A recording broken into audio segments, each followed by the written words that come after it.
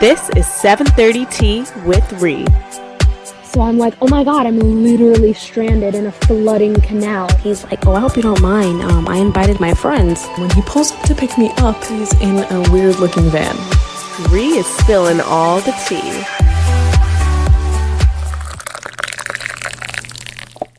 Hello, everybody, and welcome to 7:30 Tea with Ree. If you are new here, I'm very happy that you're here.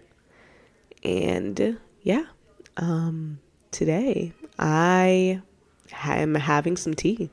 I'm having some tea here right now, which is good because I have not been having my tea every single day, even though I told myself that I was going to have tea every single day at 7:30. Now, see, you guys are helping me out here a little bit because I figure if I make this whole podcast about having tea at 7:30, maybe I'll get in the routine of it. So, we'll see if I eventually get in the routine of it. You guys can definitely yell at me to do that. So, I have some guidance. I have someone to be on my back more than my mother. Anyways, I've been really excited for fall season. I've been wearing sweaters every single day, even though it's not that cold out. But it's been chilly at night, so that's when I have my little excuse to wear my little sweaters. But I've been getting some cute ones from H&M. I went there the other day. They had a whole bunch of university themed sweaters and stuff. So I've been living my best little Rory Gilmore life. I got a Yale t-shirt or whatever they had. And I didn't crop it. I got it oversized, but you know how you can cut by the collar area and make it off the shoulder? Yeah, I did that shit. I did that, and I'm feeling all cutesy Rory Gilmore vibes. And if you have not seen Gilmore Girls, you definitely should. That's the character I'm referring to right now, the girl Rory Gilmore from it. So if you have not seen it, oh my god, it is the best show to get into during the fall season. If you're looking for a new fall show to binge watch, definitely that one.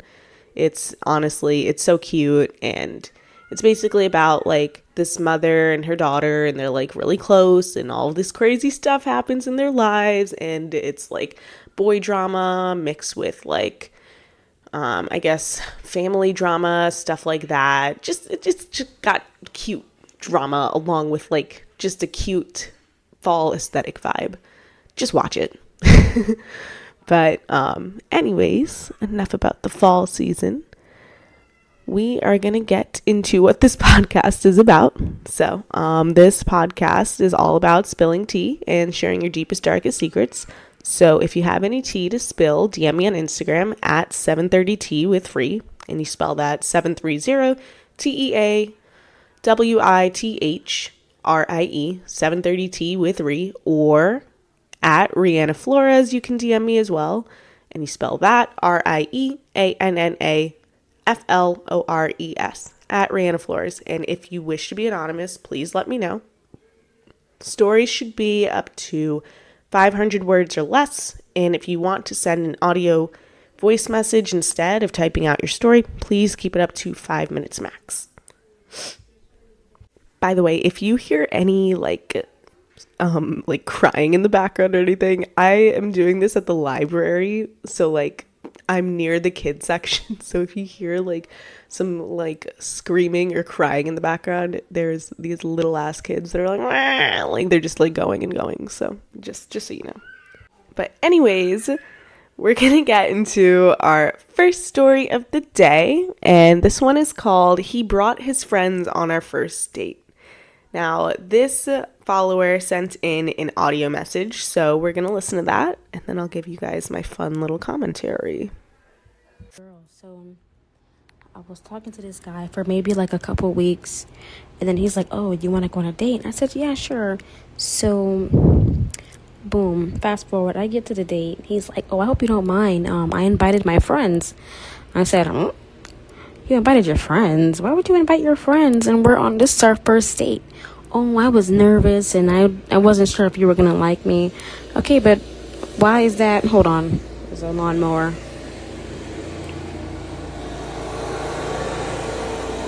But why is that my problem? Because you're nervous. You're 26 years old. You're nervous for a date? Yeah, so the whole time we were on a date, his friends were there, and it's like he's talking to his friends most of the time because I guess he's comfortable like that. But nah, I told him, don't ever hit me up. Oh, girl, that's a red flag. I don't know. The fact that he's 26 too, I don't know. I feel like for that kind of thing, I feel like I would get it, like being nervous on a first date and all of that when you're younger. And not that age should define, like how you feel and your anxiety levels and all that stuff. Not that age should define that, because you can be anxious at any age and all that. But I just do feel like this kind of goes hand in hand with maturity. And I feel like around that age, on average, you should have like a sense of maturity. I just feel like that's kind of too old to be bringing your friends on a first date, especially like, I don't know. He didn't really like ask. He kind of just said that he was going to bring his friends. So I'm kind of like, I don't really, it ain't looking too hot. But I don't know. I feel like that's just too old to bring your friends on a first date. And I feel like that also is kind of like it sounds like a codependency issue kind of thing too, of like you feel like you need your friends there. Like I would get it if it was like a group date and everyone was coupling up. Like that would make sense, because it's like, well, everyone's there and it was like a planned group date, but it was just like just you and his friends. Because then it's like, how are you guys even gonna talk one-on-one? You know what I'm saying? Like what I wonder too is like, did he even like pull you aside? Like you said, he was mostly talking to his friends. So it's like, what's the point of a date then? Like a date is supposed to be a date, like one-on-one, like you and that person. So it's like, it make no sense. It make no sense to me. But that's just my opinion. I'm like, I don't know. Also, for the record, guys, this follower actually sent me updates on this. And she told me that he also kept ordering drinks the entire time, every 30 minutes. So I also feel like that kind of goes hand in hand with the codependency issue as well, because it's like you shouldn't rely on like drinks for your source of like entertainment for it. Not that it's like he didn't think you were entertaining, but like, I don't know, maybe he needed that to kind of amp up the vibe, like his perception, I guess. I don't know. Does that make sense? Like, I feel like having alcohol, like for some people, they feel like they need it to get out of their comfort zone. And I feel like for him, maybe that's what it was. And then like he also brought his friends. I just feel like that's a lot of shit to bring to a date to have fun. It's like, then you shouldn't be really going on a date at that point. You get what I mean? Like, I feel like at that point, you got to do some self-work, because if you don't know how to just have fun on a date by just being yourself and just being, like just going with the flow of it, I don't think you should be going on a date. I don't think so. I mean, I think everyone should always get the experience, yeah, but I think sometimes you need to do a little bit more self-work before fully immersing yourself in something and then like kind of taking away the fun time for someone else. Just my personal take on it though. Also, another update that this follower sent, she told me this after everything. I know at the end she said for him to like not ever hit her up again, but she actually did end up going on a second date. And she reached out and told me this through DMs, and she told me like she decided to go on a second date because her reasoning was like she figured, oh well, like maybe she was being like too picky, so she wanted to give him another shot. So they decided for their second date they would go to the gym, and then they went out to eat after. And then when they went out to eat after, he ordered more drinks, like he ordered more alcohol. Like I said, I feel like I could definitely understand being nervous on like the first few dates. But if you're going to order drinks every time, like there's definitely a codependency issue there where it's like, at that point, you should not be going on a date. You need to know how to like socially interact with people without having to depend on something, especially like alcohol of all things. At that point, it's like you're kind of just setting yourself up for a bad habit too. Because you don't want to get in the habit of like, you know, needing that every single time. You should be able to just rely on yourself and just feel comfortable. So, it's a no for me, girl. I hope you don't continue anymore with him. If you do, you are the sweetest, kindest person. I would have deaded this man if he brought his friends on a date and needed alcohol every 30 minutes. I don't know, girl.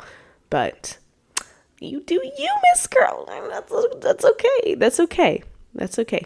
But personally, I don't think it's a good idea to continue with him until he reaches a certain level of maturity where he feels like he doesn't need to do all of that for a date and can just be himself, as I said a couple times. But yeah, on to our next story. So our next story that was sent in is called "He Kissed Me with His Teeth." All right. So one of my followers wrote in and they said, "So the last time I ever kissed a white boy, he made it his priority to hype himself up. We went to the same college. It was post-undergrad and he and some of my friends were getting their masters, so I visited. Big mistake. We went out on my second day there and he spent the entire time leading up to it practically gassing himself up and telling me how he wanted to treat me. So I went to this pregame to meet up with him, and he was literally wearing an adventure vest. I don't even know how to explain it, like cargo shorts if they were a vest, to a pregame for a bar. He awkwardly waved at me from afar, and I was like, okay, well, I'm not approaching a man in a vest and a man bun right now. If he wants to actually say hi, he can. Then my friends and I go to the actual place. He avoids me all night until around the end. And he's just like, wow, you didn't talk to me? I was like, nope, you didn't talk to me. I don't chase, I attract. And he just randomly grabs my face and kisses me after awkward silence, except he kisses me with his teeth, bit off all my skin, off my top lip in a clean chomp. I pulled away, obviously, but my lip was literally bleeding. It was fine, and I told all of his friends, and they made fun of him for the rest of the year until they graduated. I think they called him every tooth-related nickname you can think of. I decided I'd never even glance at a white man ever again, because only a white man would do something like that. I should not be laughing. I don't want to get canceled. But okay. Oh my God. Okay. Before I even talk about this story, I just do want to say, because I do not want to get canceled. But before I even continue, I do want to say that not all white men are like this. It's important that I make that known because I don't want anyone to feel stereotyped or disrespected. However, I do want to respect this writer's personal preference. I'm sure we all have our own preferences of who we would like to date, whether it has to do with preference of race, religion, or political beliefs, even height. It's definitely a common thing for everyone to have a preference or a formulated opinion after experiencing something, but I just wanted to make sure that that was all said before getting into my opinions on this story. But anyways, he kissed you with his teeth and left your lips bleeding. Like, I know you said you're fine, but like, I really do hope that your lips are okay. Like, he didn't even say sorry or anything. Or did he? Like, maybe that wasn't included in there, but like, what did he do after? Like, did he get you like tissues? Did he like clean up your lip? Like, what actually happened after? Also, like, why did he just do it out of nowhere? Like, he just did it randomly, like during like a very clearly awkward moment. Like, you guys literally had like a little scuffle, and then like all of a sudden he just grabs you and kisses you. Like, that's just strange. And you told him like that he didn't say hi or come up to you. So like he just like kissed you to make up for it. Like just it's too awkward of a moment. Like pick and choose your battle. I just it makes no sense. It's not making sense to me. Also, who the hell wears an adventure vest to a bar? All I can think about when you describe that is, you guys know that show, like not Dora's cousin Diego. You remember Go Diego Go, when he wore that freaking vest? Do you know what I'm talking about? I hope you know what I'm talking about. If you don't, please just search up Go Diego Go and you'll see exactly what I mean. Because this follower actually sent me like what it looks like too. So like it really does look just like the Go Diego Go vest. I'm not even kidding you. But it's like, who wears that to a bar? Like to a pregame thing? I don't understand. Girl. I'm just glad that, you're not gonna glance at him ever again. Because that's something. Also, the part where you kind of like briefly mentioned how he was gassing himself up and telling him how he's going to treat you irritates me, because I don't know, I feel like it's kind of like love bombing, like a little bit. It kind of reminds me of that. And the reason why I say this is just because it's like, I don't know, it seems almost like manipulative, like a guy telling you that they're gonna do all this shit and like treat you so well. I feel like it's kind of like a love bombing vibe, just because it's like manipulative, kind of like they're basically convincing you they're gonna do all this shit just so that you feel all like safe and secure and comfortable, so that they can kind of like trick you later.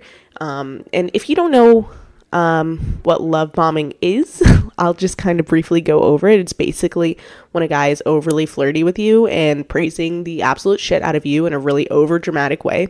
Like, for example, if a guy was saying to me like, oh my God, you're the most beautiful girl in the world and you mean so much to me, literally like a day after talking with you, like that's love bombing, because it's like they don't know you. So it's like, why are they saying all that shit?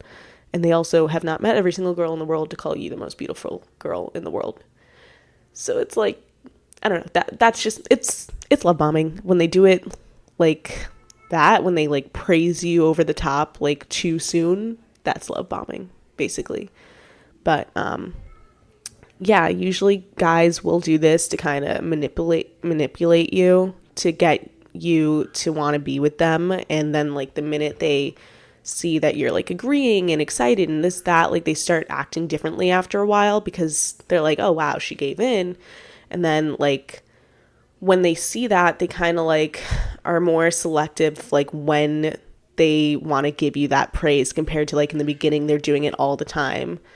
Then it's kind of like a give and take situation. So it's kind of like they're like dangling affection in front of you to get you to go along with whatever they want you to do. And like I myself, I mean, I've experienced this before, and it's frustrating because sometimes when it's been a while since you've talked to someone, it's hard to kind of like differentiate love bombing versus flirting, because it feels good. I mean, it feels good when someone's hyping you up. So you might think, oh wow, like this guy must really like me. Like I must be his end all be all. But like, no, he's just trying to make you feel that way selectively, so he can manipulate you into doing whatever the hell he wants. So do not fall for it, ladies. Do not fall for it. Anyways, going back to the story, yeah. I think this guy sucks. He gives me love bombing vibes, and I feel like for some reason he really believes that he has Riz with the way he was hyping you all up like that, and then like randomly kissing you. I feel like he thought that was a good idea. I don't know why, but the dude is weird.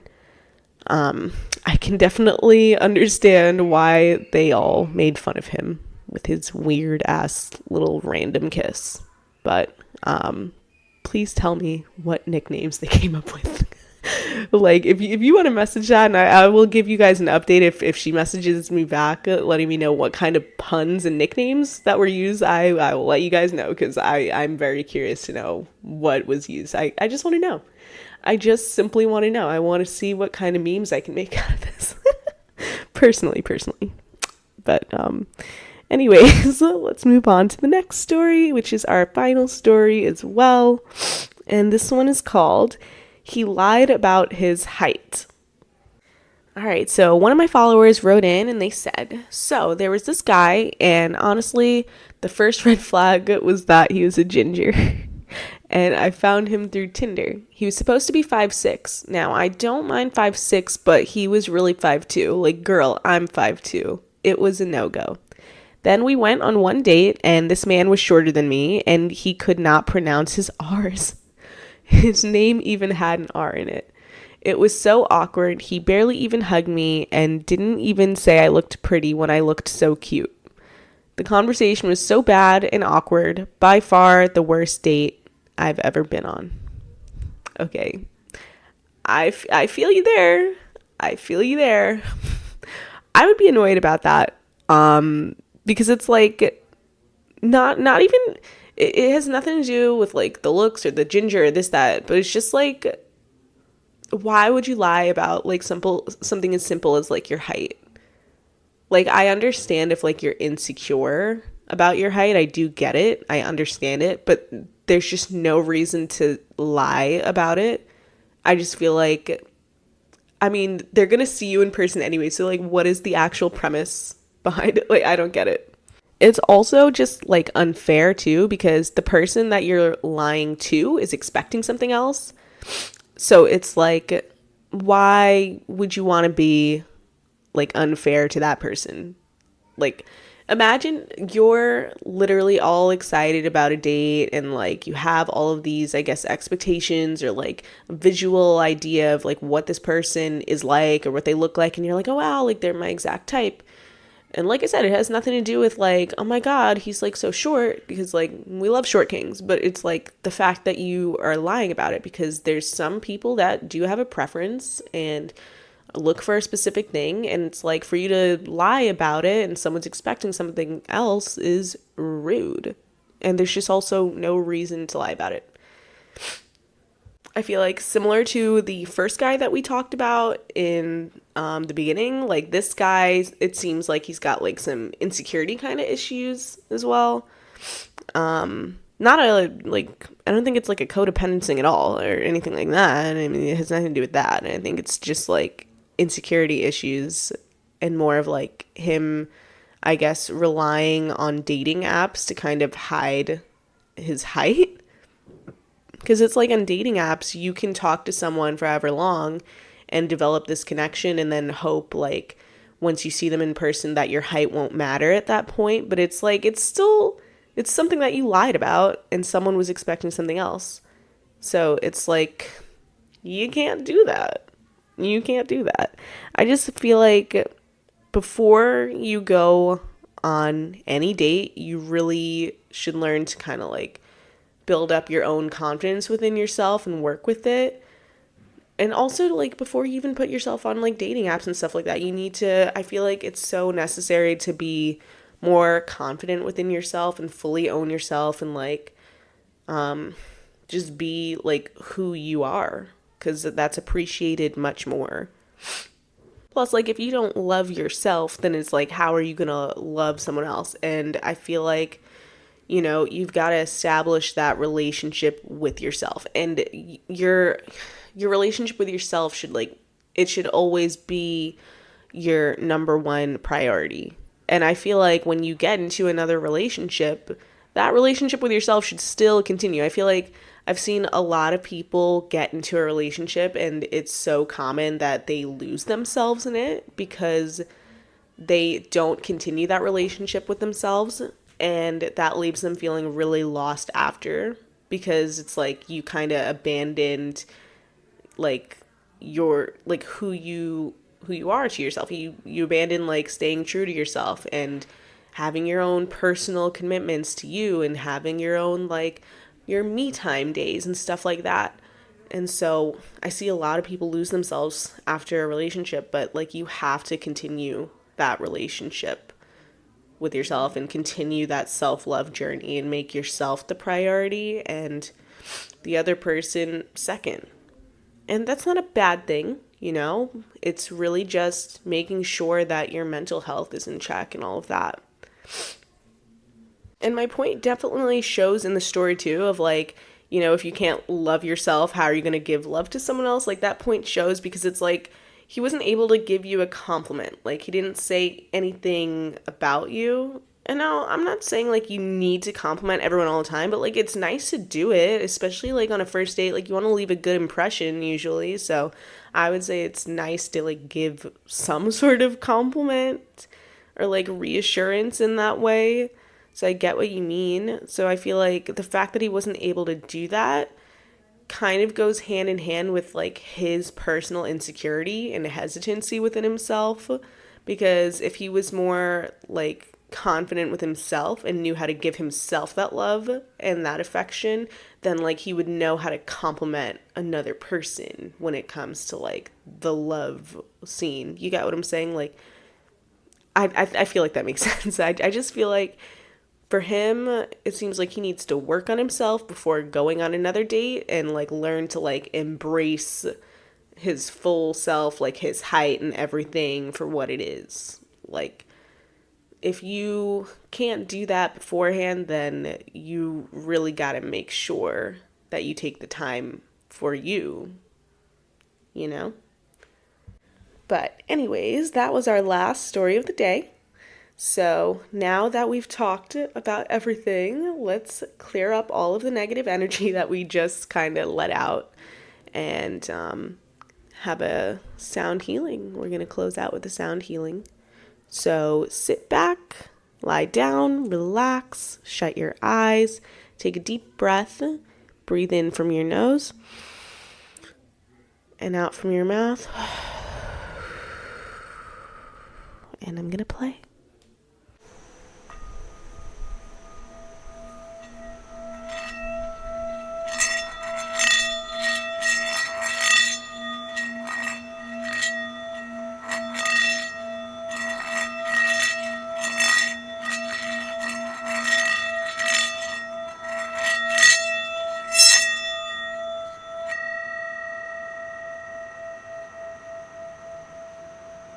All right, you guys, that includes our episode for this week, and I will see you guys next week. Have the best day ever. Goodbye!